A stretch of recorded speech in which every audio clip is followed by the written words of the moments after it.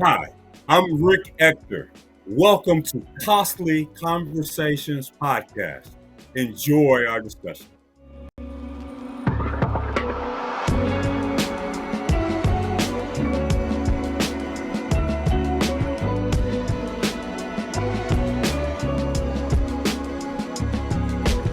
Welcome to Costly Conversations. I'm super excited because we have the one and the only Rick Ector with us today.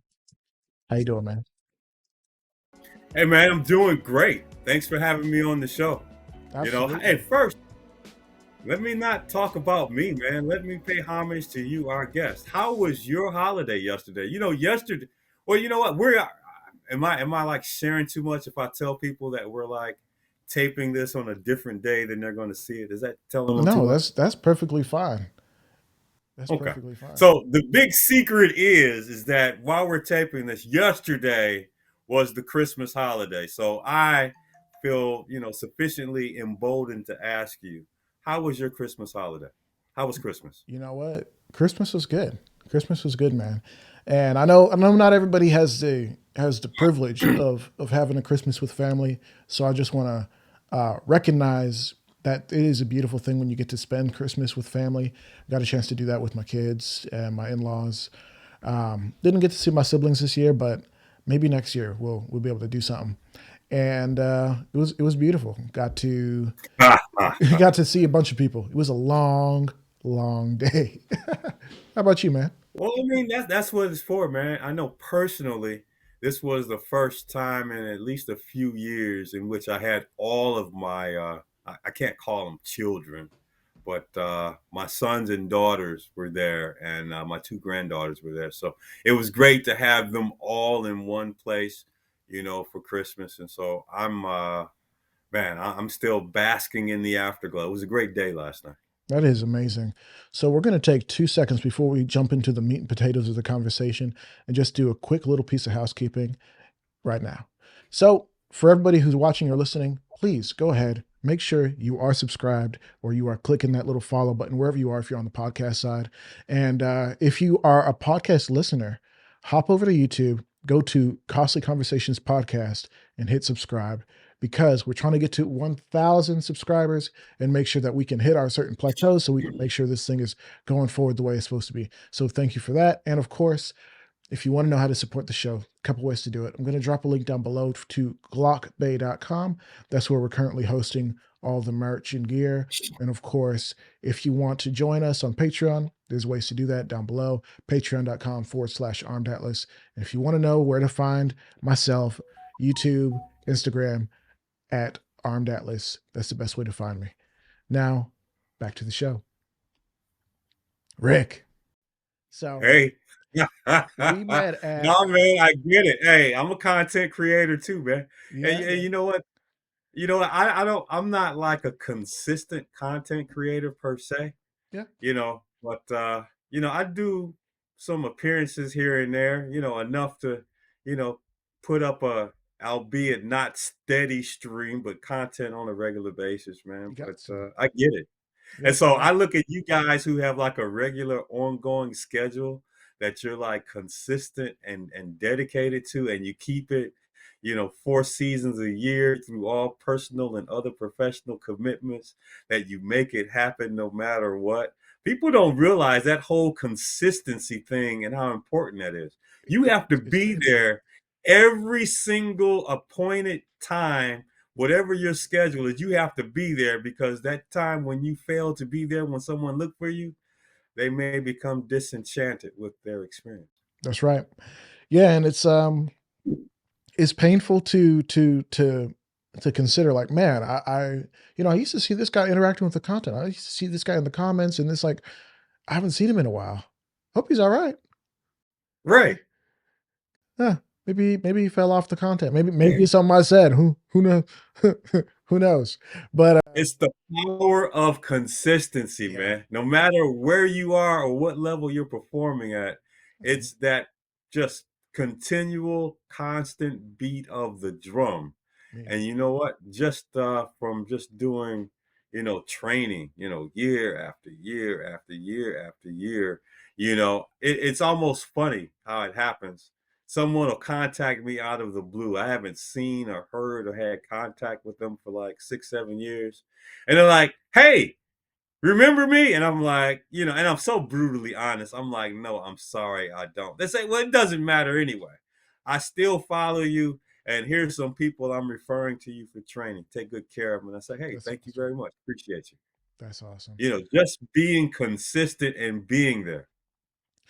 I I do want to take a second because I realize that people probably know who you are just because you're low key famous, as we were joking about before. Man, look, no. Well, I tell am tell them not what you do, Rick. famous. I'm low-key famous. What Tell them do what you I do. do?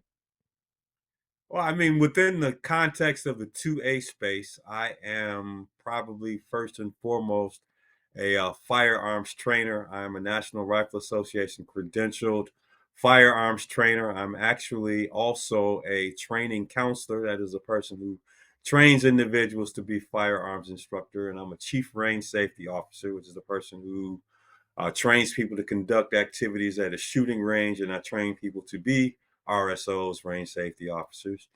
Run a website, it's called Detroit CCW, Detroit Rick's Firearm Academy, Detroit. My blog is Legally Armed in Detroit. And of course, my catchphrase is L.A.I.D, right? And then some people have a little fun with that. They make a double entendre about it.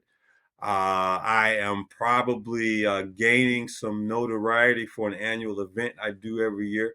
My goal is to train a lot of women over a weekend with an introduction to firearm safety, a range safety briefing, and a shooting experience. My current estimate of how many women I've given a free shooting experience with over the last 11 years would be 7,500, which I've done, just on that one isolated weekend over the last 11 years. And I'm going to do it again this year. And one thing that I like to, at least mention is that I am going to be on the ballot for the National Rifle Association Board of Directors. And if we have some time to talk about that, I want to tell everybody that I'm running and that I would love for them to vote for me. That's awesome, man. Was that enough? Too much? No, I Did think that come off as like over the top, or did no, I take up I too much think you're time? unique in the sense that you're one of the few faces in firearms that I've seen televised. Now, I'm sure there's been plenty of firearms instructors and people speaking about it, but there's only so many who can, I guess, who are trusted or whatever the term would be to get on TV and do commercials. And I know, was it NRA or USCCA had did a little spot on you in the past and promoted your stuff. Maybe I'm confusing two things. Um, No, no, no. That was that big thing that the NRA did, man. They did a whole big promo campaign, man. It was like, I was totally honored that they made me the feature of that piece, man. But yeah. that was a great year that year, man. And I mean, with all the things that were going on, we were like in the heart of the whole COVID experience, right? With all the Mhm. shutdowns and the things that were going on here locally in Metro Detroit. It was like people were told to stay home and don't go anywhere, don't do anything. And all the places were shut down and there was like nothing to do, right? And I did this annual free shooting event for women. And I had to sit down and figure out, was I still going to do it? And if I was going to do it, was I going to do it in such a way that it was responsible in the sense that I would be safeguarding the health of people who participated and those that helped me conduct the event. So then I had to figure out, could I do it safely? And two, how would I battle, people who took exception of me running this event, in spite of COVID, because, that means different things to different people. I might come off as defying the government. The government tells you to stay home, and Rick said, don't stay home. Come and get this. Learn how to shoot a Right. gun responsibly, safely, and legally, right? So, Right. No, I that's had all sorts of contingency plans, based on what type of reaction there was going to be, man. But there was no official reaction, and it was the most successful iteration of this event possible, man. We had roughly 1,900 and I believe it's like 44, 45, 46 people that took us up on this event over one weekend, man. It was like bananas. But we trained a lot of women. We gave them free range safety briefing, a free shooting experience, and we empowered them, and we at least answered a question for them. That is personal protection. Is this for you? Yeah. And if it is for you, there were a plethora or a myriad of firearms instructors there to make arrangements with, or it was an experience for you to settle, at least in your mind, is this a solution for you?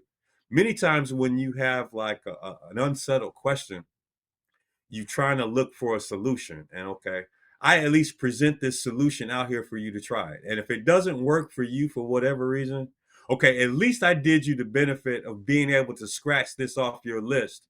And now you can start exploring other alternative solutions. Instead of carrying a gun and getting a concealed carry permit, maybe you just move to a so-called perceived safer community, Mm. or maybe you decide to stop associating with certain people, or maybe you make some other radical change to your lifestyle. But man, I'll tell you, it is single-handedly the most. Uh, I mean, when you talk about professionally, it's the single most thing that I feel good about, man. And Mm. I get a warm and fuzzy feeling every year I conduct this event by all the lives that all of our volunteers and sponsors have touched. So yeah. That's awesome. And I suppose at this point, it might be good to cordially invite instructors to reach out to you if they want to help volunteer at your event or help out. I'm not sure what that looks like in regards to making sure that they're a part of this thing. Oh man, I have a lot of different social media places, right, for people to make contact, and I'll start mentioning some of those. Of course, on social media, I'm on most of the sites, but I would tell people if you're interested in making like formal contact with me, I do regular posts on my blog, legallyarmedindetroit.com. Of course, I'm on my handle on most social media sites is Detroit CCW. You could usually find me on and I wrote it down: Facebook, Instagram, Twitter, YouTube, and get this, I'm starting to become a little hip. I even posted some TikTok videos. So I'm learning how to TikTok, man. But when I look at what people are doing on TikTok, I'm like, gee, I can't do that type of stuff. I have to put up boring and responsible content. But you know what? Every little bit helps. Yeah, that is an interesting dichotomy that you have. At least the mindset that we have to be responsible. We can't go out and do anything crazy because we're seen. When I say we, I'll say specifically for you, you're seen as kind of like a bastion of safe and responsible gun ownership. Maybe at one point seen as being a little bit defiant of the government or something like that. Or what are you, some crazy Look, right man, wing nut? if you're telling me that I can't own a rifle because it's a weapon of warfare, and it's something that the military should have, yeah, I'm going to be defiant. Am I, vehemently in favor of open carry? Absolutely. I believe it's your right to carry a gun open or concealed. I mean, of course, you have to know your local laws and obey them, right? But I'm an advocate of repealing those laws, and if necessary, demonstrating against your government. I've done that a few times. So, I mean, I wouldn't be surprised if I'm on a few lists, but I've done nothing wrong. I've done nothing illegal. As a matter of fact, all I've done is exercise my rights to free expression, to assemble, and to advocate safe and responsible firearm ownership, which I guess makes me a bad person in the eyes of some, but So you have to walk your path. yeah. You know Tony Simon? Are you familiar? Sure do. I feel Keep like naming names, man. I'm gonna keep putting tokens on my bingo card here. Yeah. you You've know mentioned two names so far, I'm and I'm about to two say for Ronnie two. Ezell. Oh, of course I know Rhonda. That's my homie. Yeah, well, I know y'all are kindred spirits, and Yeah. she's a rebel. She's a rebel at heart. Oh my Oh gosh. man, she is one of my sheroes, man, for Yeah, real. she's all that And in a you know, bag of chips. I've been very fortunate in that she's actually come out to Detroit in person and participated in this women's shooting event. And Should. you know, I've actually have ridden up to Chicago to come check her out. You know, and broke bread with her in Chicago, man. Oh, And that makes I me remember the first makes me place we joy. went to. It was a nice spot. And there's very few places in the country I think that really do a decent job of serving so-called soul food, right? Like Right. I don't, I guess it's black people food, right? And she had this spot, and we went down there, man, and it was awesome. But then we also went to this other spot on the other side of town where it was like one of those neighborhood spots that you have to be from the hood to go to, Yeah, and that's I enjoyed that spot more. I enjoyed that better, man. of course. This is what they call a kind of hole in the wall where if you don't know somebody, you might be in trouble. Right, right. You're not from there if you don't know about that spot, man. And we were there, man. And let me tell you, if you're in a foreign land, it's best to have a native take you around and show you where the spots are, man. You'll have a much better experience. That's what's up. So one thing I do want to I guess just note is when she was on the show, she recently had an episode. Um, for those of you who've been keeping up with the podcast, and she said, no, it wasn't her. It was Tony who said, "If you're not on a list, what have you been doing with your life?" I'm like, well, yeah, it's a good question. I mean, my goal is never to be on a list, but I would say, given my activities and the things that I've done and the things I've advocated, I mean, sometimes in direct opposition to what the government is telling you to do, yeah, probably so. But I mean, that goes with the territory, man. However, you see your calling to be, I mean, I think you have to be true to it. And unfortunately, there's consequences to those things that. That's right. There are But consequences. can you look at yourself every day in the mirror and like who you are and like what you see? I mean, I think that ultimately is what's most important. Do you respect yourself? Do you Yeah. feel that you're walking your path? Are you walking your journey? Hmm.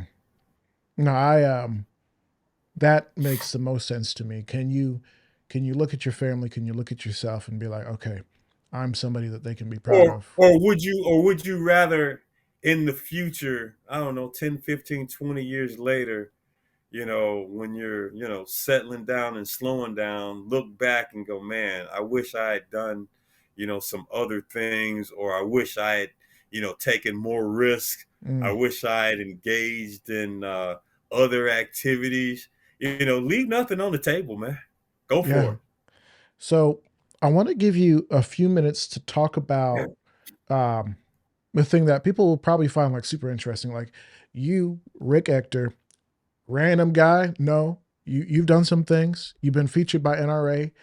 Um, you were, I guess, recently made the choice to put a little bit of effort into becoming a NRA board member. Can you just take a few minutes and say like what is an NRA board member and what kind of transpired to put you in a position where you're like, this is something I would like to pursue.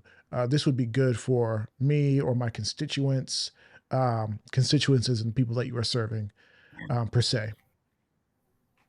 I am a huge advocate of gun rights, and I engage in gun rights activities, man. And one area of focus well, I should say two areas of focus for me have been exposing firearms safety and firearms ownership, to the urban community, particularly here in Detroit and other urban centers across the country, based on, a story. And I'll tell you about that as a side point. Um, I saw a story in the local news media like 12 years ago about a woman's body that was uh, partially nude. Obviously, she was killed, raped, sexually assaulted, and discarded as if she was trash. And that particularly had an effect on me, man. And I was thinking that someone should do something about that.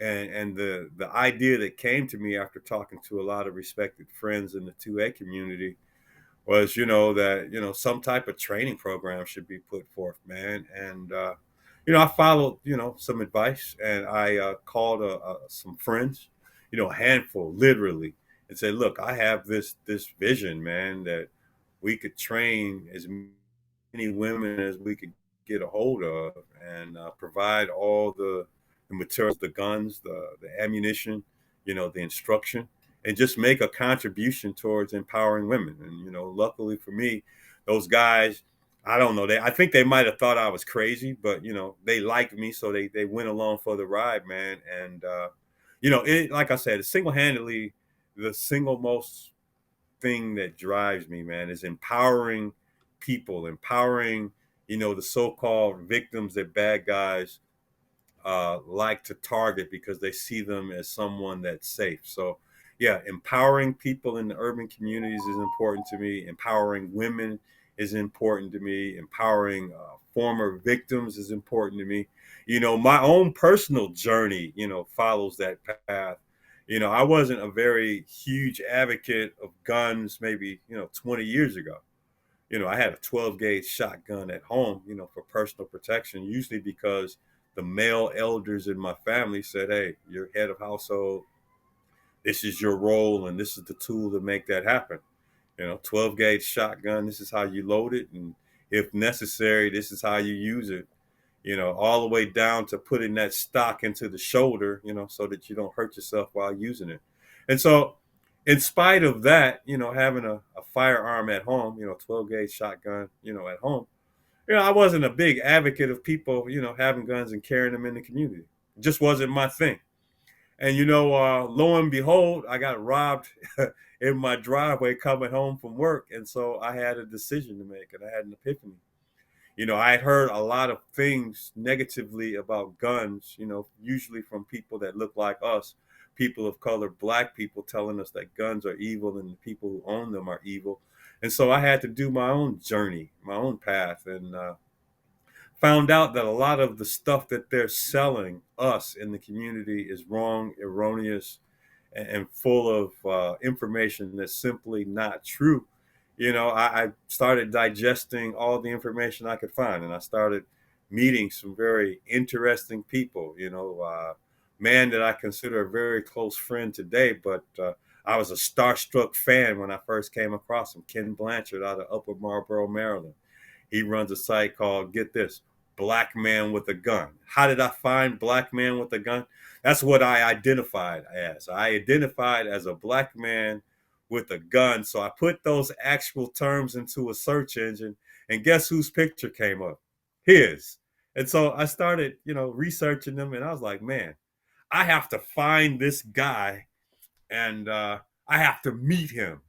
And I tracked him down on the internet. It didn't take me but maybe 5-10 seconds. He has a ton of stuff out there, and he's been doing it for a long time. And then I found out he was going to be at a gun rights policy conference that year that was happening somewhere south of Michigan. It might have been it was in Fort Mitchell, Kentucky. I believe that's like on the other side of the border of Ohio, man. But went down there, I followed him around, and once he figured out I wasn't crazy, he sort of took me in, and man, I learned so much from him. And so being able to take all those experiences and all of those introductions and people that I've met, I made some contacts, at that time with the National Rifle Association. Of course, as I became a trainer, through the NRA's training department, I got to meet a lot of people in the NRA's training department, and synergies happened down the road where, the NRA asked me to be a part of a couple of different projects that they had going on. One of them was evaluating this computer aided assisted training program, and I got to beta test that system, and did some pieces with some journalists with the NRA department. They've written a couple of articles that I wrote, and so that affinity was definitely there with them, and of course my whole experience, and then me being impacted by the story of this this woman that was robbed and her body discarded in the street. I just wanted to take a bigger role in training people, man. And as part of this annual event that I do every year, the major gun rights organizations have given me a lot of help. In Second Amendment Foundation has given, me some support, and Gun Owners of America has given me some support. National Rifle Association, you know, take the platform that I have to empower people, man. And with the program that I'm running every year, it only made sense, for me to be approached about running for the NRA board of directors. I was honored, to be approached, and I've gone through the process, and I'm currently slated to be on the ballot in this upcoming February 2024. Rick Ector, if you see my name there, I should have a bio in that issue. Check it out, and there's probably a link for people to, click it and learn even more information about me. But I really feel that it's another opportunity for me to give back to the gun community at large, as a firearms trainer, to espouse, why people should peaceably and legally go armed about in our polite society, and of course about safeguarding those who are considered the least of us, and generally speaking, armed predators see women as the perfect target. They're smaller and typically don't carry guns and the means to defend themselves. And I'm a huge advocate of people empowering themselves. And, I consider it an honor if people would support me in my bid to be on the NRA's board of directors.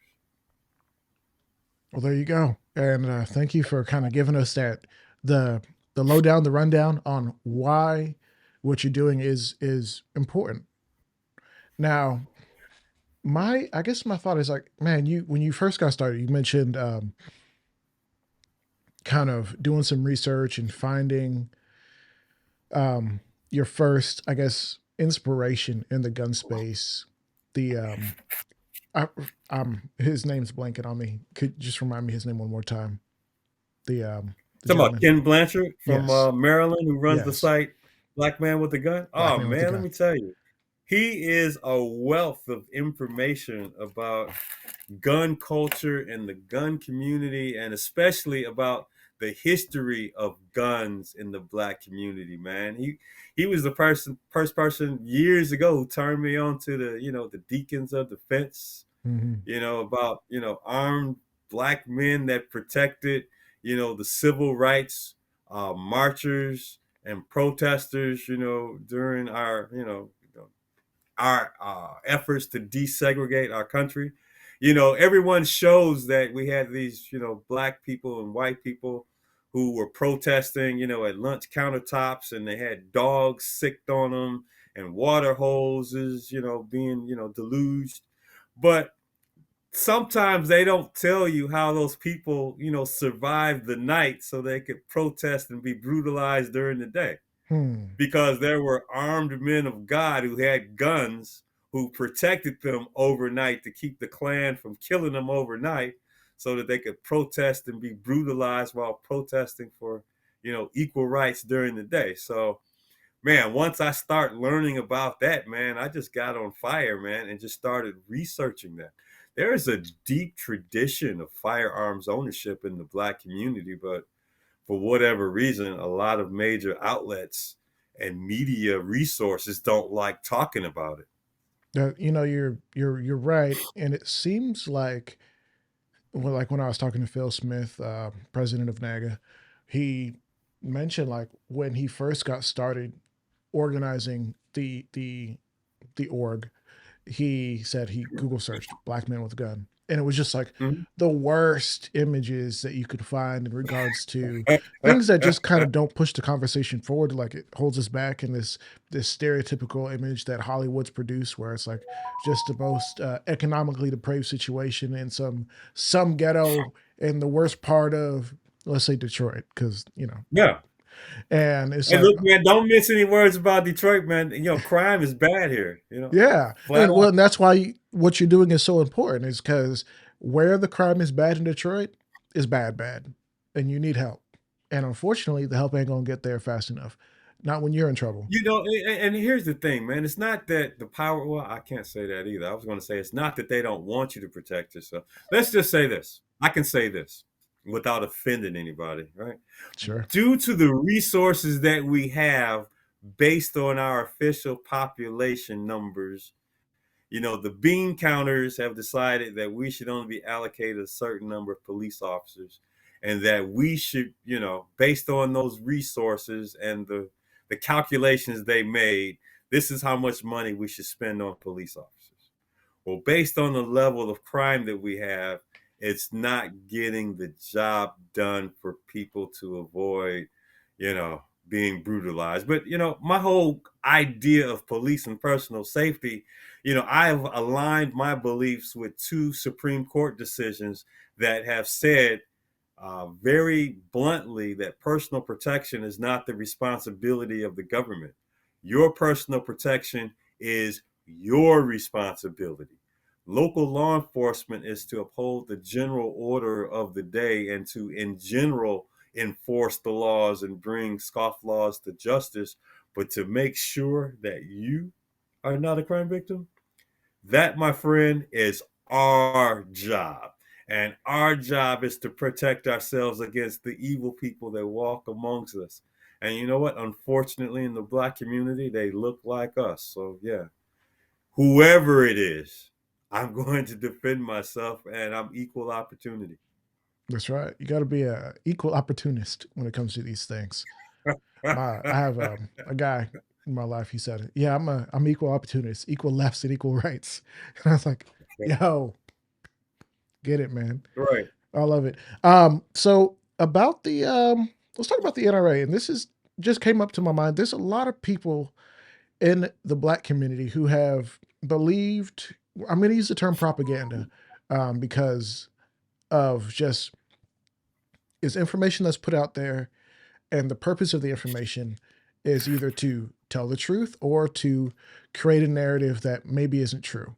But I'll just call it propaganda just because that's just the word I want to use today. So don't take me too seriously. There's a certain information that's put out there that says, NRA is not interested in black people. NRA is racist. NRA does not care when black men are brutalized, harmed, and otherwise um, they are not interested in gun issues when it comes to gun issues that fall outside of the narrative that people who are right of center will push. Specifically, let's say Philando Castile, his situation. Oh, he's killed, he's murdered, or however you view the situation. And they stayed silent for a while. Did they put a statement out? Was it after the fact? Did they phrase it in such a way? And there's been plenty of situations where it's like black man with a gun legally, but because things didn't shake out the way, or is it because this person didn't look the right way, or what? And I don't know that you can speak for the NRA because you're not an NRA board member. You're not an NRA anything other than they've supported your organization and doing some good in the communities that you touched specifically. Um, why, with that narrative out there, maybe you're unfamiliar with this narrative, out there, why would you want to be a part of the board of an organization that a lot of people believe don't really care about black people? And I'm not saying they do or they don't, but I'm curious to hear your thoughts. It's very interesting when people say, that the NRA doesn't care about black people or the rights of black people, because I can't think of any incident in which they could say that the NRA has come out against black people exercising their rights. I think what came about as a consequence of the Philando Castile case, right, in which, if memory serves me correct, there was this young brother that was with a woman. I believe she was his girlfriend, and they were stopped by the police, and through the interaction with this police officer, maybe there was some miscommunication about what he was doing or what he should be doing, but he was constantly carrying a conversation with the officer that would lead anyone watching the video to believe that he was lawfully searching for his vehicle papers, his identification, whether it's his car registration, his driver's license, all of that stuff that you're expected to do during a traffic stop. Mhm. And, man, for whatever reason, that police officer shot and killed the brother. And I would be hard pressed to say that anyone that watched that video or followed the trial would come up with any other conclusion with what happened there. Unfortunately, the jury that heard that case, everyone's entitled to their day in court. Unfortunately, the jury had a different idea and they acquitted that police officer. Well, he no longer works for that city, and I believe he eventually ended up winning a lawsuit, and he's probably working, in law enforcement in some other community elsewhere. But I mean, that's how it goes. How do we remedy that? Did the NRA at that time make any public statements, lambasting or criticizing law enforcement? I don't believe that they did, but I'm not sure that I they would don't know. ever.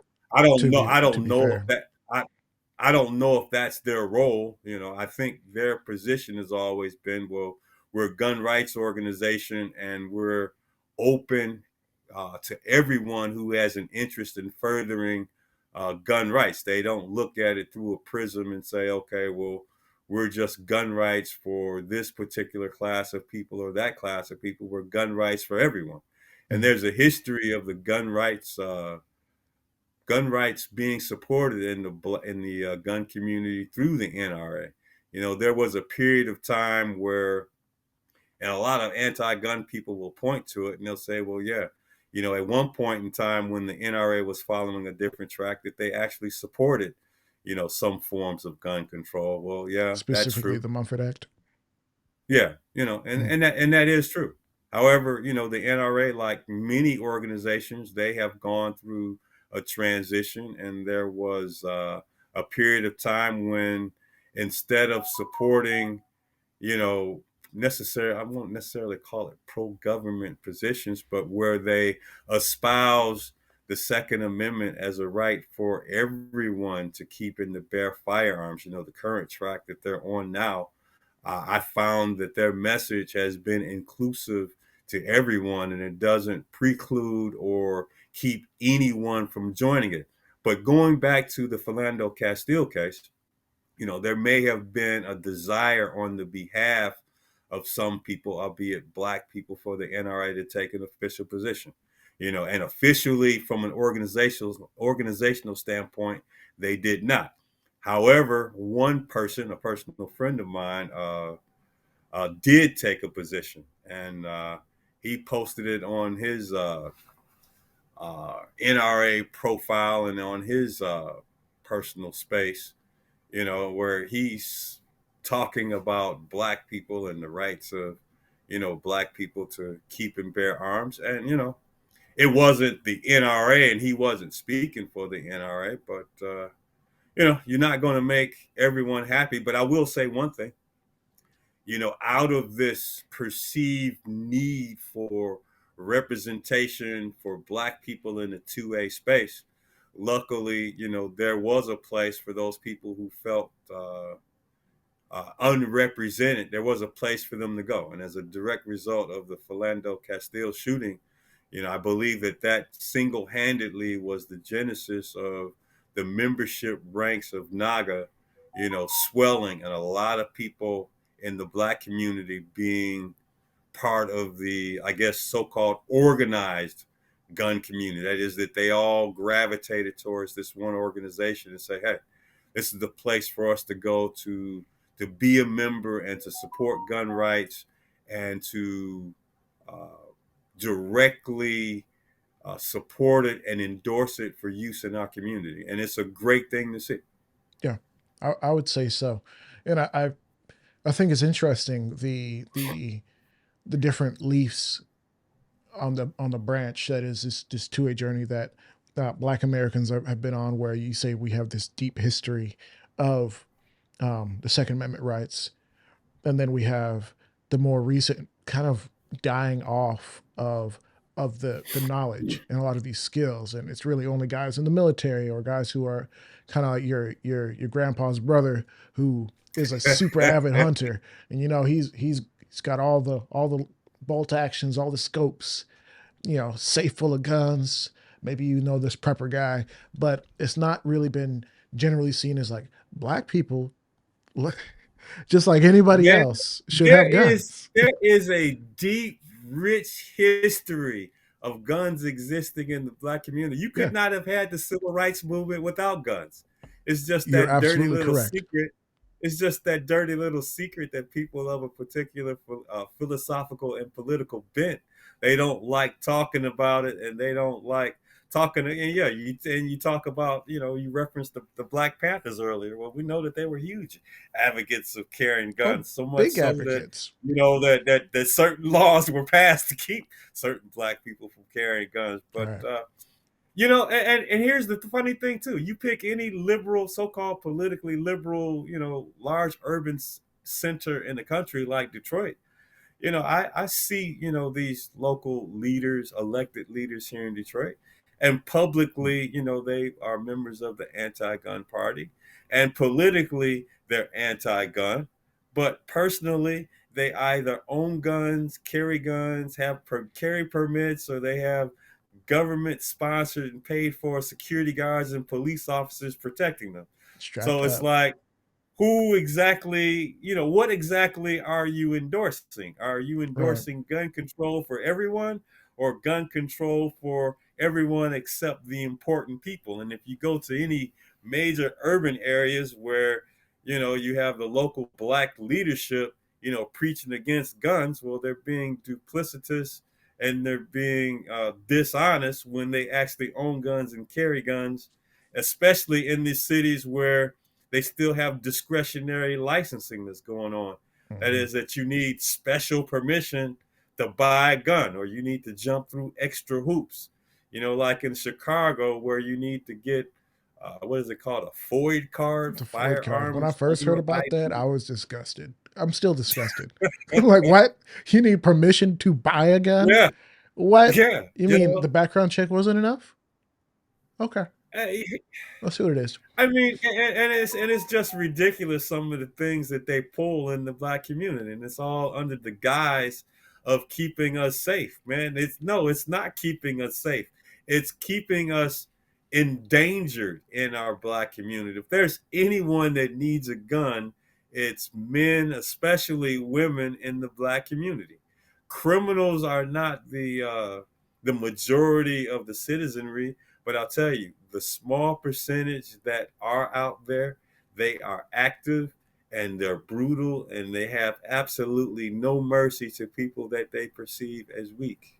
That's right. And it's my job as a gun rights advocate to arm these sheep, or to at least empower them with some lifestyle changes that will hopefully lessen the odds that they will be selected for victimization. Mm.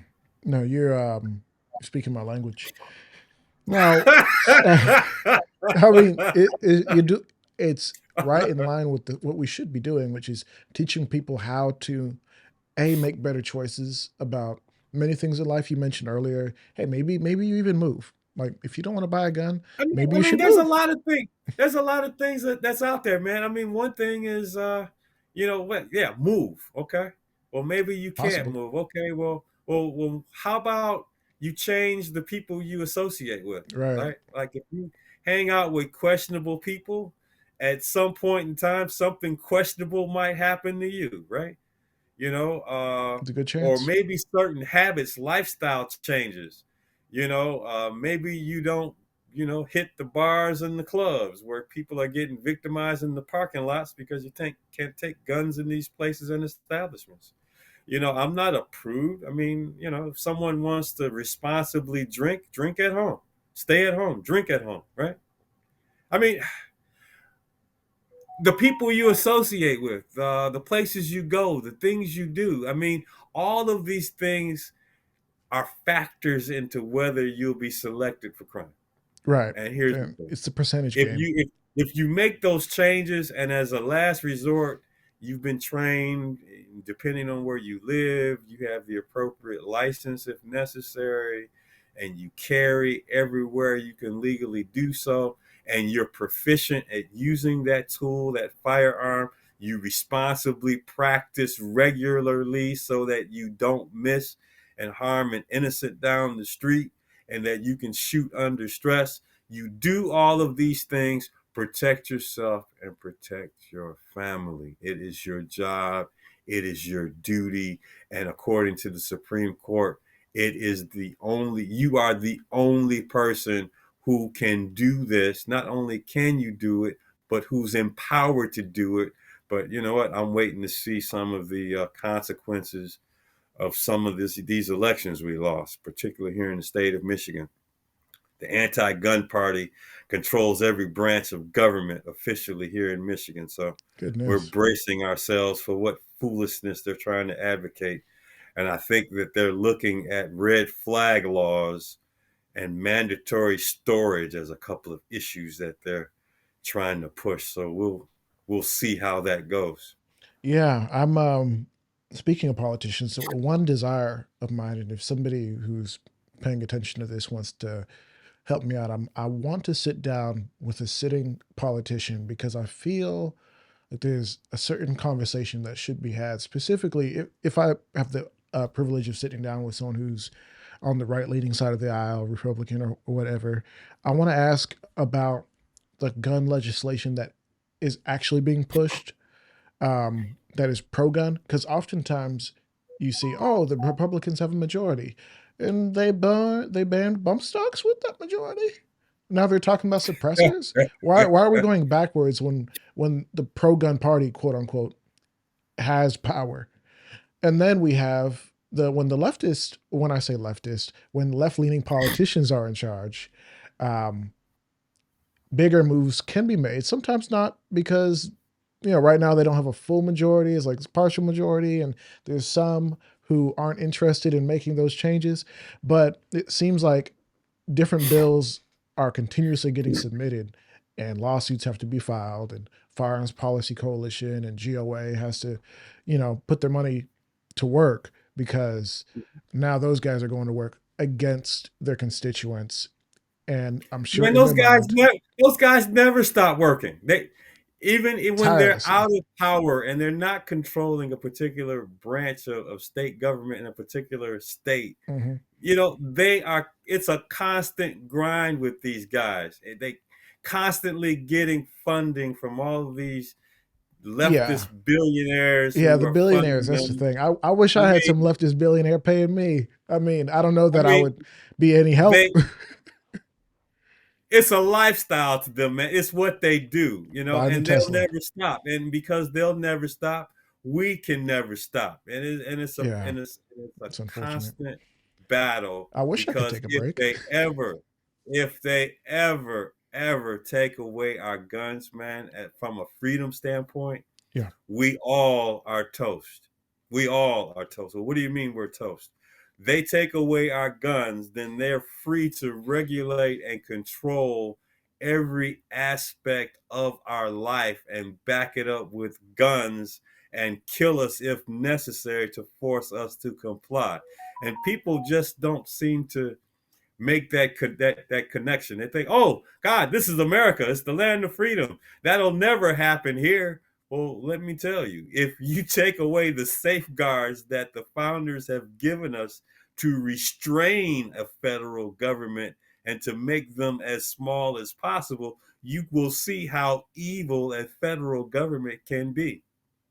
Yeah. All you have to do is look around the world. And I really feel like people either they look their prejudice against other countries is so strong that they can't see what their country is capable of, or they are just extremely trusting of their country. And I'm not They're trying to say extremely trusting. Yeah. right, but I'm like, so you guys look at The founding Venezuela, you look at fathers didn't trust the Cuba, government that they created. right? You look at England during that time. You look at England now, where they can arrest you for saying something rude. You Yeah. are rude, and they can arrest you and basically enslave you. Like Yeah. that's the truth. When you go to prison, you become a slave of the state. I don't want to Yeah. be disrespectful to the guys in prison, but the guys in prison are slaves to the state. They're working for pennies. What, 13 Yes. cents an hour to make a license plate? Like that's a slave. I'm sorry. Well, see, and see when you start talking, that talk, right? That founding father talk, right? That's when you get pigeonholed to being like Some kooky, sort of odd, right, crazy, some sort of guy weird, right? wearing night vision Subversive, in my house. anti-government, that's how you get on lists and stuff, right? So be it, man. I mean, it's what this country was founded on. And you know what? It's a At constant one point we conversation. keep going down this path, it will be seditious to even have this conversation that you and I are having. Probably. It is interesting the things that if you went on like Twitter or something and you Google search the term treason, the amount of online conversations that refer to different things that are mildly inconvenient, maybe a little bit rude, like maybe I wouldn't have said it, but okay, that people are this is treason. This is treason. Like, listen, treason's a big charge. Like, you charge someone with treason, like you can And people execute the man. just people Like, throw that term out there, loosely, very loosely. and for, People don't respect language. I'm just gonna throw that out there. People do not respect the words that come out of their mouth, and I'm not with it. I mean, you know, people exaggerate and they play loose with the language, with certain terminology, and they're quick to say that because you don't believe or espouse the same beliefs that I have, that something inherently is wrong with you and that you're a danger to yourself and you're a danger to your community and you're a danger to your state. All we're really talking about is the pure embodiment of what the whole Constitution was to be about. But here's the thing, and I get it when I hear from certain spaces when they say, "Yeah, Rick, when the Constitution was written, it wasn't for everyone. You as a black person should know that." And I'm like, "Yeah, I get that. Yes, I know that." But like, other laws that were enacted during the civil rights movement, slavery was taken off the books. And I wish that someone would try to enslave me, right? So the Bill of Rights exists for us today. Yes, despite the injustices that happened to my people, our people, in the past, I'm not going to say because that evil existed that I should not fully embrace those rights today. And the people that bring up that spurious point, yeah, it's a nice historical footnote. And yes, it's important that we don't forget that that happened. But going forward, I'm embracing my Second Amendment right to defend myself, my home, my state, and if necessary, the entire United States if we are in alignment. And I hear that argument, like, the Second Amendment, like, you guys are so big on the Second Amendment, but you don't even know that it wasn't even for black people. It's like, okay, listen to me very clearly. Like, listen to me. I'm Listen. listening. What? It was also unlawful for me to read and write, yet I can read and Yes. write. It was Yes. also at some point unlawful for me to own land or to marry somebody who's not, of my background. Right. Now, I didn't do that necessarily, but I would be darned if I see you coming for a relative of mine or somebody and trying to arrest them or kill them because they married a white woman or something like that. Like, Right. golly, you're gonna have to take me too at this point. And you know what? As spurious as that argument is, I'm not going to Duh. say a lot, but there's a sizable, well, I'll say significant percentage of people in our community that raise that as an argument, and I just look at you with a straight face, and I'm like, how can you even bring that or make that argument? I mean, I don't where know. where are It's you where are you trying propaganda. to go with it? Like, what are you trying Where to are you say? trying to Like, go with y'all it? just Right, want right. to What are you move trying to to do? was it Liberia or is it Libya? Which one is it? Um, the country that was founded to that the former slaves moved to after the fact. I'm tripping. Anyways, um, like what do you want? Like, what do you want out of life? I don't know if I can help you. Like, if these are the arguments, I'm not sure that we're talking about the same things. Well, when you talk to the anti-gunners, man, in my opinion, sometimes the positions they take, they just don't strike me as logical. But as I found over the years, man, a lot of times you don't have to be logical to push a position. You just have to, say it with conviction and yell and scream and pound on the table and just throw out miscellaneous, erroneous information as if it's true and hope no one calls you on it. And Right. so my position has always been to know the truth, to know my history, and to actually call people out when they omit certain information or certain things, right?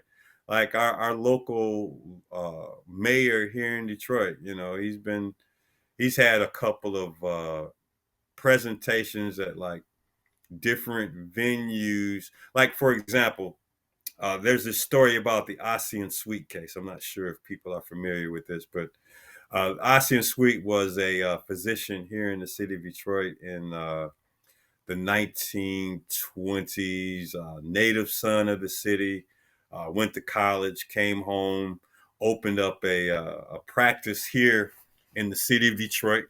And Detroit was highly segregated, during that era. And he was doing well, and he thought that his residents and his community should reflect his standing and his standing, right?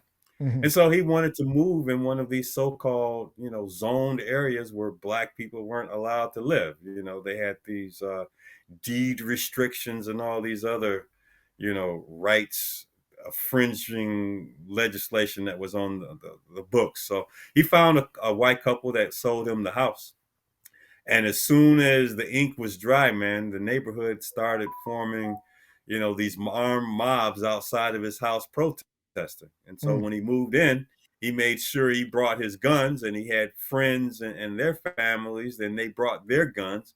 And so there are literally hundreds of armed people, protesting outside of his residence, calling him everything but a son of God and telling him to move out of this house because it wasn't an area for black people to live. And so Dr. Ossian Sweet, in response to someone firing into his residence while the police were there, they Mm. didn't do anything.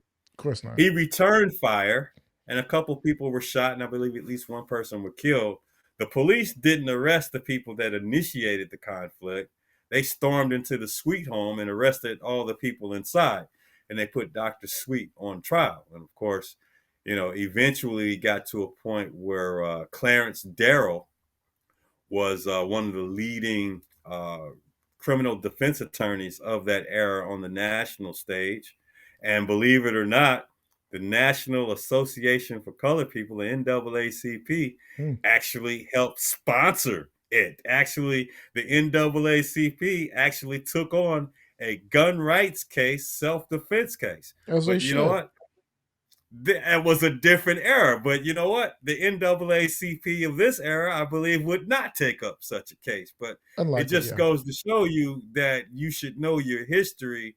And when people of a certain political bent or certain political organizations try to call organizations that you have affinities or ties to, try to call their lineage into question, well, you need to look at their history and take them to task in response. So I say all that to say, man, history is your friend. And if someone tries to use history against you, read it for yourself. And you'll find that, you know what, it's ripe information for the taking that will be not only educational, but it will shine light on some of the misdeeds of the anti-gunners of today. Mm. I love it. I love it. And that was thank you for telling that story because I had actually not heard that case before. The Ossian Sweet case, oh man, Yeah, it's it's I it's it's feel like uneducated now. and see, here's the moral of the story, right? At the end of the day, an all-white jury exonerated Dr. Sweet of Incredible. those deaths, right? In 1920s, I forget the exact year. I'm so embarrassed I forgot the year, but anyway. So, as a direct consequence of that verdict, with Dr. Sweet being exonerated of all charges, the state of Michigan enacted some changes to the Michigan Firearms Act. And it was the most draconian anti gun firearm legislation that had ever existed in this state. And in many places, it was the most form of advanced gun control in the whole United States of America. You know, handgun registration, and I mean, it was just everything, man. And Yeah, it, it, was. it score it underscores the point that gun control isn't about the guns; it's about race control. Yeah, wow. That's a I don't know if that I don't even know that that's a bold statement. Like, it feels bold, but I don't know that it's any more No, bold it, than it's anything it's else. factually accurate. Yeah. We can tie the Michigan Firearms Act to a man, Dr. Sweet, defending his home against a racist mob who didn't want him in their community. Well, I mean, if we go back down the line, going to the very beginning of any sort of gun law in this country, oh, it is hereby illegal for any Negro to own a firearm Mm-hmm. because, oh, at one point they could, I believe. And then they're like, no, let's not do that. And don't quote me Nah, on that. nah, nah, it might not be a good idea. We might want to put on, robes Yeah, and white sheets and terrorize his neighborhood, and right, he might shoot us, right? right. And then it's like, okay, so we go from slave codes to black Yeah. codes, and then we have modern day gun control, which oftentimes, especially when we speak of the sweet case, specifically designed because we need to make adjustments based on the losses that we've taken. And then, Well, it was designed to protect white racists from endangering the lives of black people. Yeah, that's essentially what gun control is, or and vice we have versa. it codified in law. Thanks to the constant effort of gun rights organizations here locally in the state of Michigan and nationally, we've managed to chip away at some of those laws and get some of them stricken off the books. But as I mentioned earlier in this conversation, we took some losses in this last election, and we're going to have a fight on our hands to keep these guys at Yeah, bay. But we're committed to fight them, and we'll see how everything shakes out. But I yeah, believe their point of emphasis is going to be on red flag laws, and I'm not sure if a nice. lot of people in your audience are well versed in essentially what those things are. Yeah, But we've talked about it a little bit, but every episode is somebody's first episode, so we ought to just talk about it at least a little bit.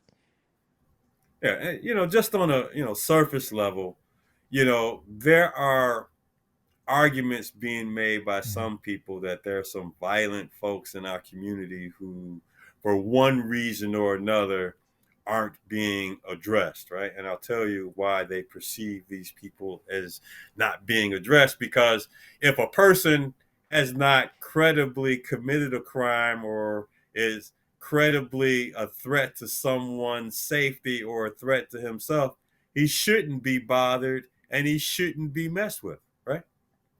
Yep. That's that's just common sense. It makes perfect sense. If you haven't done anything to anyone, then no consequences should happen to you. But these people who advocate these red flag laws, they want to create a system in which you've done nothing wrong, and there's already laws on the books such that if you're a danger to yourself and a danger to other people, they can come pick you up, and take you for observation for like 48 hours, 72 hours to make sure that you're not a danger anyway. So there's already laws on the books, but no, they want to create a system where, based on a mere allegation on a secret court proceeding in which you're not invited, not given due process, commit a dawn raid upon your residence. And if they don't kill you while breaching your front door, then take all of your guns because you're a threat to yourself and the community, and just leave you standing there with your guns. Oh, and get this, you're a threat, but we're not going to address you because all we want is your guns. You know, It's the most evil legislation I could ever think about to see light of day in this country. But this is what people are pushing now, and You to know, them it seems to make sense, especially when the state tells you that personal protection is your responsibility. it is really interesting to consider that. Like the federal government in this state understands that they don't want the liability of not protecting you and your family. Because if it Well, the was their Supreme Court has already responsibility, said it's not their job anyway. right? If the Supreme Court said that, knowing that if they said it was the state's job, they could be sued for every failure to protect. Exactly. So they're smart for that. However, if you want to say, I'm looking at red flag laws, and I see some of the good intentions behind it, the soft hearted, You know person what they who's say about good intentions, right? right. They pave the road to hell. Absolutely. And I'm seeing a situation where somebody looks at me, maybe somebody who knows me but doesn't know me like that, and says like, "Hey, that Aaron guy, that Armed Atlas kid, yeah, he's kind of crazy. I was listening to the Yeah, podcast and he said something I didn't like. right, Y'all should go check on him. right. I think he's a danger to his family." Yeah. So you don't have to say much. You just have to present just enough evidence where somebody who is really like anti-gun would be like, "Hey, judge, take So a how look at many this." episodes have you published so far? How many Ooh, how many how over many 50, probably episodes would like, they have to pour through to assemble a case from you? I mean, they have enough. They have probably about 80 episodes plus another 50 gun videos out there. They Oh yeah, that's more that's than enough. enough. That's enough. That's enough. And all you got to do is have one out of context line. And I'm not trying to say the justice system's completely broken, but if you understand the history of black men in this country going through the justice system and realizing that justice has often been there's often been a miscarriage of justice when it comes to African Americans going through the legal system, and some people, even in this audience, may disagree. Hopefully not. Hopefully we've been rocking together long enough to understand some basic facts. Um, how hard would it be for someone to say he's a dangerous black man who's going to murder his family or something wild like that, and then kick in my door and me think, it's time to defend my family. Like, this is what I signed up for when I had a family, like, you know, and it's now, it's and I don't even have to do anything. The police have been no, known to frame people. So, yeah. oh, he didn't even have a gun in his hand, but they can create a situation that looks like I did something crazy. I sound like a conspiracy theorist. I swear I'm not. And you know what? There are some conspiracy theorists who'll tell you, okay, when I brought up some of the things that are happening today, when I first referenced them a few years ago, you all thought I was crazy. And you know what? We're seeing some of these things come to fruition. So, what's So, your opinion now? And, and, theorist or and I fortune get it. teller? What is it? Yeah. And I get it. But see, you don't need to be much of a psychic to really understand that if you allow your government to continually strip you of your rights, at some point in time, some of the laws and regulations that they will seek to enact will strip you of your freedom itself. Which is why, and you know why it escapes many people. There's a reason why the freedom of speech and free expression was first, right? Right. But there's also a reason why guns was the Second Amendment. The right to keep and bear arms was made second intentionally after saying that you should be able to say and do whatever you want to do to make yourself happy. Right. Here are the guns to back that up. I mean, it's right there. And There's a I don't reason want it's somebody to second. listen to this and be like, "Oh, these are violent people," because I want to make a shirt or a hoodie or something that just says peaceful, because I want peace. I don't want no trouble in my life. I want Right. peace. But if you challenge my peace, I will have to challenge you, and not in the sense that I will get up in your face, because I'm not like that at all. Mm-hmm. I will try to back off and make sure that I don't have a long day in court for your Mm-hmm. sake. Look, man, look. If I could, and I'm not saying I'm a hermit or I live a nomadic lifestyle, but I don't really go out much per se. It's a low key, stay out of the way profile, man. And if I Mhm. do something socially with family or a few select friends, so be it. But I'm not out there. I'm just not, and it's not because I'm paranoid. It's because I you're just famous. I just have no desire to be out there, man. Because when I'm out there, I'm and I'm glad we're going down this path, this rabbit hole, because I want to just briefly explain what it means to be out there in general public. Mm, When I'm out in general public, I'm not just out there oblivious to the world around me. I am constantly in a perpetual state of awareness. And see, when people say awareness, like, what do you mean, Rick? It means I know exactly where I am. I know exactly who's around me. I know what activities they are engaged in. And I'm assessing whether those activities are congruent to the environment. Well, what do you mean? Okay, let's say I'm at a high crime area like a gas station in the city of Detroit. High crime, no question. If something bad happens, it probably happened at a gas station or a 24-hour liquor store or something, right? Or in their parking lots. What typical things are congruent to a gas station, right? Like what are people doing? They're paying for gas at the pump, they're pumping gas, they may be wiping their windshield blades, they're cleaning their windshield, they might be putting oil under the hood, somebody might be things loitering. of that nature, right? That's Hmm. that's congruent to being there. Congruent. If someone is gauging in any other activity at that high crime area that you're at, you need to be understanding one thing. Why is that person there? Yeah. Most people are never somewhere without an objective in mind. Me, Hmm. myself, I never go somewhere without an objective, right? Period. Anywhere. If I go anywhere, I have a reason to be there and I'm trying to accomplish something at that specific place or I wouldn't be there. Just as an Why adult, I is think this that's odd, normal. out of sorts person doing non standard, weird stuff at this high crime location? Oh, he might be a criminal. Maybe. I don't know. Maybe. But you know what? You're suspect. So I'm going to be keeping my eyes on you. Not only am I going to be keeping my eyes on you, I'm going to be keeping you at bay. If Hmm. you start walking towards me, asking me dumb questions to put me at ease, I'm going to put you on notice in a very firm tone of voice with a lot of volume and tell you, hey, step off, get away from me. And, ooh, I just dated myself. Step off, that's probably a term that was in vogue a few decades ago. But You said Vogue. point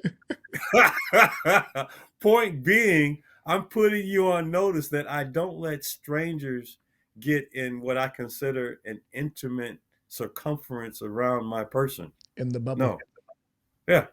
You can't, I guess that's what they call it, in the bubble. No. You can't get close to me to mount an imminent attack or produce some weapon of some sort to assault me with or endanger my life. No. If I don't know you and I'm out in public, I have this sphere around me. And see, yeah, when you do it instinctively all the time. But just being out in public, I mean, I'm not carefree out in public. I have my situational social distancing awareness on point and it's active and it's taxing. For real. Yeah. No, I'm with you on that. It just I've had so many conversations with people who have had self defense encounters on and off the record, and really, it always gets bad when, at least out in public, when somebody gets in your square and you didn't realize it, and now Mhm. you're on the defense. Now you have to make a move or kind of react. Now you're reacting instead of being proactive and saying Yeah. like you said, like, hey, let's use the assertive voice. Let's get them out get them out the bubble. Let's Not only is it assertive, man, coming from me, it's profane. they're like, man, this dude's I crazier am than me. using I am using the language and the vernacular of the street, man. I'm letting you know I'm serious. He said, step off. I love it, man. Man, Man, I that's all the I way back to New Jack City, isn't it? yeah, man. I did want to give you a chance, another chance to just kind of reiterate what's going on with the program that you have coming up. Um, who do you want to? I guess you want some people to come in. I don't know. Is it a volunteer thing or what? What? Yeah, it's definitely a volunteer effort. There's no way in the world that I could do this event without volunteers, and particularly people who are of high interest, who are qualified to participate in this event. Like High firearms on the instructors, list, of RSOs, course, and whatnot. would be certified firearms instructors, right? Okay. uh, People who are credentialed range safety officers. And of course, there's room for other volunteers, people to help, keep the process orderly. But, at the top of my list are credentialed firearms instructors and credentialed range safety officers. And I'm mindful that there are people that have high level of technical skills and expertise with safe gun handling. But I think to keep things simple for a vetting purpose, that person has the appropriate credentials. Now, that doesn't necessarily say, that I would blindly assume that just because someone has a credential, that means that they're safe. There's some credential people, there's a small minority of them that can be proven to not be safe, but at least give me a starting point to at least have a decent opportunity to vet, a person. Because the last thing that I would want is for this program in its 12th year, to have it marred by some unfortunate incident. And, I will say that over the years, man, these events have been exceedingly safe. I mean, and we've even had those rare events called squib loads that turn up from time to time. And if you don't have an experienced, qualified trainer supervising a shooter and you catch a squib, you could have disastrous consequences. You guys talk about squib loads here on the show. We've not talked about squib loads on the show, but if you just want to kind of give people a quick rundown for those who maybe are a little more new into the gun space. For some reason, we have people who've never shot guns before listening to the show, which is awesome. Thank you. That's good. That's Yeah. good. They're taking that proverbial first step down that rabbit Yeah, hole, just man. tune But in. This is the easy part. It's free. with some ammunition, based on how it was manufactured, cared, or how it was stored at the retailer, or how the end user purchased it and how they store that ammunition, the powder inside of that cartridge could be compromised. That is, it has not the appropriate level of potency such that when it discharges, that the end result, a bullet will go screaming down the barrel and out the muzzle, right? So generally speaking, your ammunition should be kept at room temperature in a non-humid, non-arid location, where it's integrally solid and sound, right? And so eventually we will come across a round. If you're shooting, let's do some quick math, and it's not complicated. Let's say you're having 1,500 women showing up for a shooting event, and they're all shooting 20 rounds each, right? It doesn't take a genius to know that we're shooting an enormous quantity of ammunition.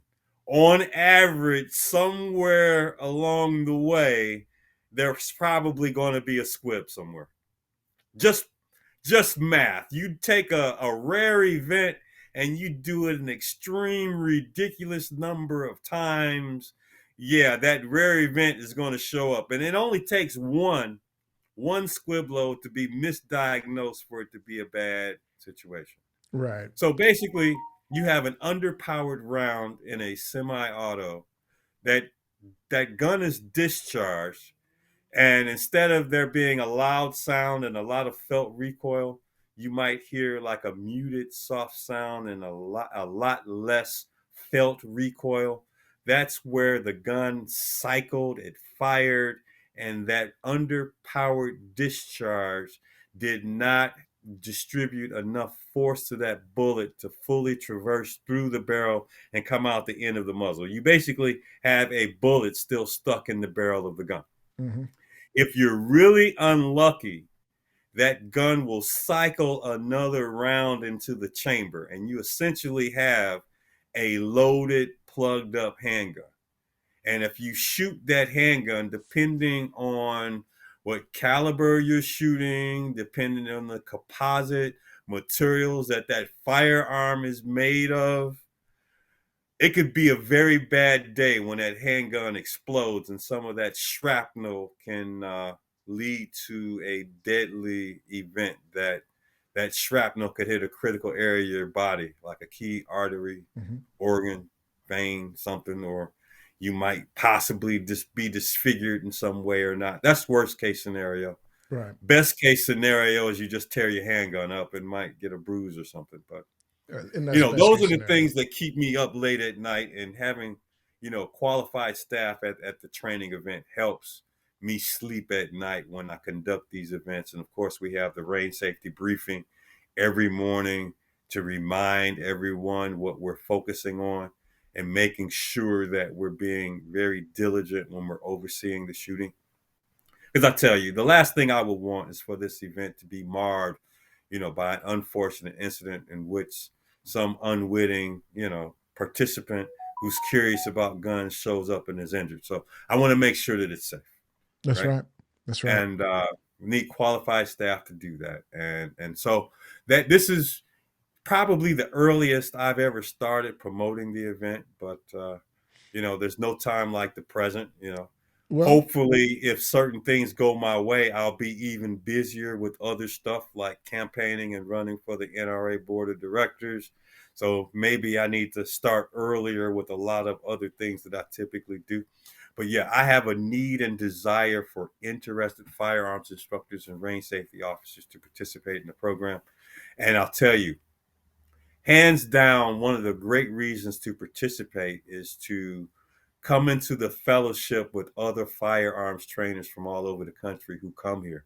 One of the things that I witness, and it's a great thing to behold, is all of the synergies that come from the new associations that these instructors who ordinarily would not meet and know each other, when if they're affiliated with me, they tend to be affiliated in the 2A educational training circle and also in the gun rights circle.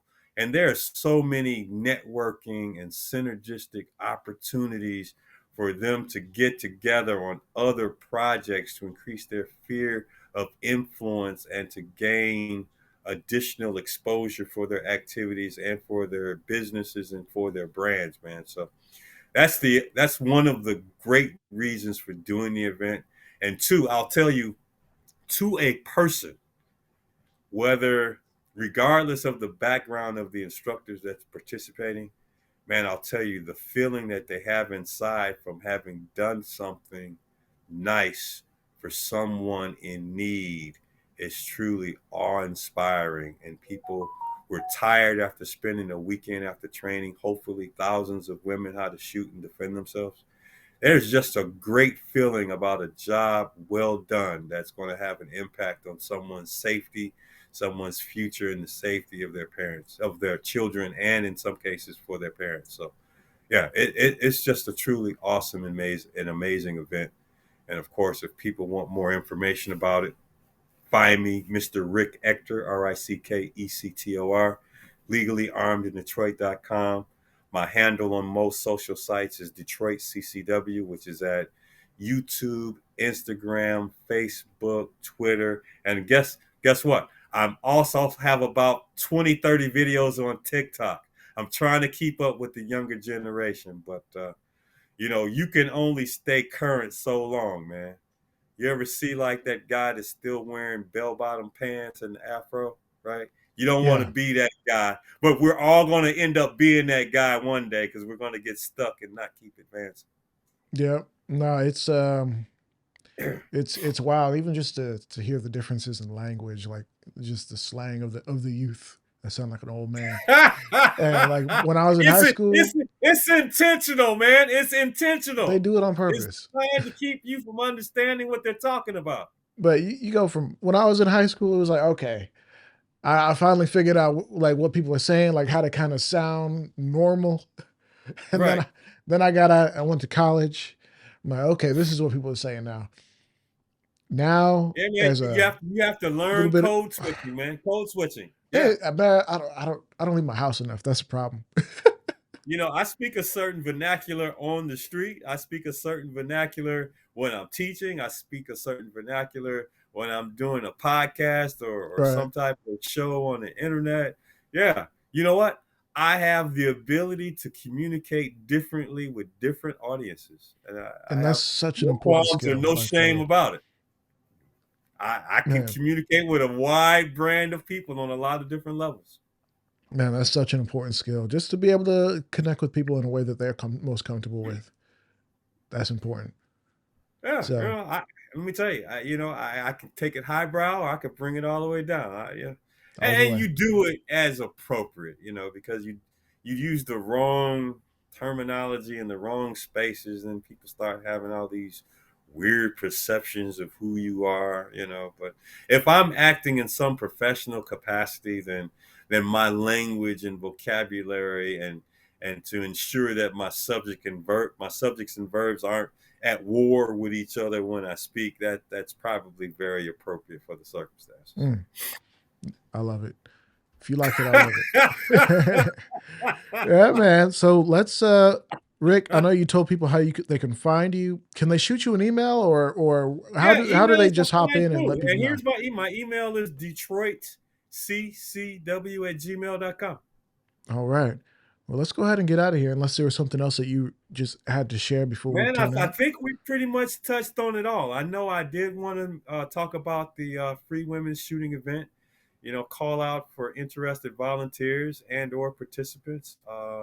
I know we talked about my campaign for the NRA board, and I'd like for people to support me. If you're an eligible member of the organization, come February, start looking at your designated magazine.